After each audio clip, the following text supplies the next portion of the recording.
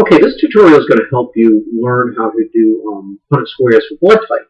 Now, as you know, blood type is codominant, all right, which means that if you have a gene for type A protein, you show it. If you have a gene for type B protein, then you show it. If you have both genes, you show both A and B, all right, fully. They produce the protein. Now, the other thing you need to know is, of course, is that A and B have a traditional dominant recessive relationship with O. In other words, if you have A-type blood, you could be purebred for A, or you could be heterozygous or hybrid for A. So you could have two A genes or an A gene and an O gene, and you'd still have A-type blood. So what I want to do is actually want to do a couple of these. I'm going to actually skip around a little bit. This first one, father is homozygous for type A blood. So I want you to think about this. What does that mean? Well, it means that he must have two genes that are the same, and they must be both be A, because that's the phenotype issue. And the mother is type B, but she's also homozygous, so she's got this. She has two genes for B. Well, what does that mean? Well, that means that when mom produces her genes, she can either give one gene for B, or she can give the other gene for B. Dad, he can give one gene for A, or the other gene for A. So what that really means is it doesn't really make any difference which gene he gives you. You're going to get an A. It doesn't matter which one of those A's you get. You're going to get an A from mom, too. So I'm going to bring this across. I'm going to put Dad's genes first, only because it's always written AB. You can write it as BA. So Dad's gene comes over. Mom's gene comes down from the top. Dad's genes come over. Mom's genes come down from the top. And so basically, what is the possible genotype of the offspring? Well, the possible genotype of the offspring is going to be 100% AB. 100% of the offspring would have AB genes.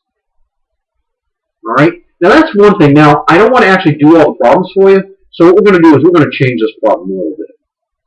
So what I've done, I've actually reset this problem, but what I'm going to do instead is I'm going to instead pretend that we actually said that these guys were heterozygous. Okay, a heterozygous father and a heterozygous mother. Well, if you're heterozygous, it means you have two different genes for a trait, and if you're heterozygous type A, that means you have at least one A gene.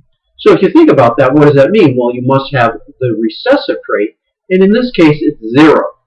Now, if you've been paying attention, one of the things you're going to say, hey, Mr. Asconi, you're supposed to use the lowercase version of the dominant gene.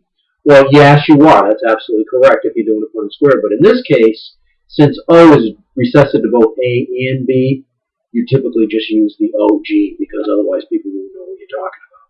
So we're going to do the B gene, and we're going to say, okay, what if you're heterozygous for B? Well, that would mean you have one gene for B and another gene for O. All right? Now, why is this important? Well, it's important because if you put Dad's genes down here, you notice it does in fact make a difference because he's heterozygous. You could get a gene for Dad, for A for Dad, but you could also get a gene for O for Dad. And the same thing with the mother. The mother is heterozygous, so you could get a gene for B for Mom, but you could also get a gene for O for Mom.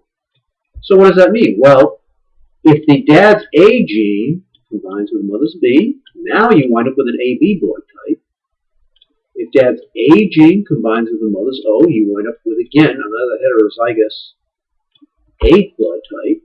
If Mom's B gene combines with Dad's O gene, and again, I'm kind of messing around because you never go OB, you always put the B first. I know normally I say put Dad's genes first, okay?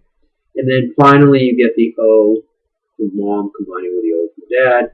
And if you look at this, this is actually a very distinct genotypic ratio because you get all possibilities. You get A, you get B, you get AB, and you get O. So you get all of those possibilities. All right. So, all right.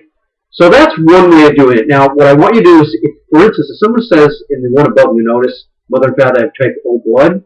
Now, I need you to think about that, but you know that type O blood is recessive, right? So what does that mean? Can you be hybrid for a recessive trait? Well, no. Well, that tells you what the genotype of someone with a hybrid, with type O blood must be.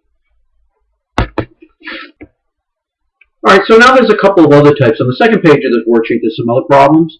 I am going to suggest that you print out this worksheet. If you absolutely must, if you want to do it on your iPad and hand it in, you can do that as well. All right. But in this case, we have some Alice has type A blood, and her mother, cousin Mark, has type B blood. Your first child has type O, second child has type AB. Okay, what's Alice's genotype and what's Mark's genotype? Now, what are they really asking you? Well, when you say that Alice has type A blood, you have to remember, okay, well, she has type A, but you don't know if she's heterozygous or homozygous. You don't know if Mark is heterozygous or homozygous. The actual answer to this is all in the first child. Okay? The first child has type O blood, right? If they have type O blood, that must mean they must be homozygous. So that means they got an O for mom and an O for dad, and that tells you that mom, or dad I should say, must be BO and mom must be AO. If you take a look at that, that makes sense. And what that would mean would be that they'd have, again, one AB child, or they have a 25% chance of having an AB child, as is witnessed by the second child, or they could have a B-type child, or they could have an A-type child. The reason this is important that they might be heterozygous is the only way you can be heterozygous, the only way you can produce a child with type O blood is if you get a gene for O from both mom and dad, and so therefore both mom and dad have to be heterozygous. If dad, for example, was type AB, there would be no way they could have a child with type O blood. Okay, so that's kind of gets you on the bottom rung of the ladder. I think you can figure out the rest of this on your own. If you have any questions, I'm going to be on the internet periodically, so give me an ask.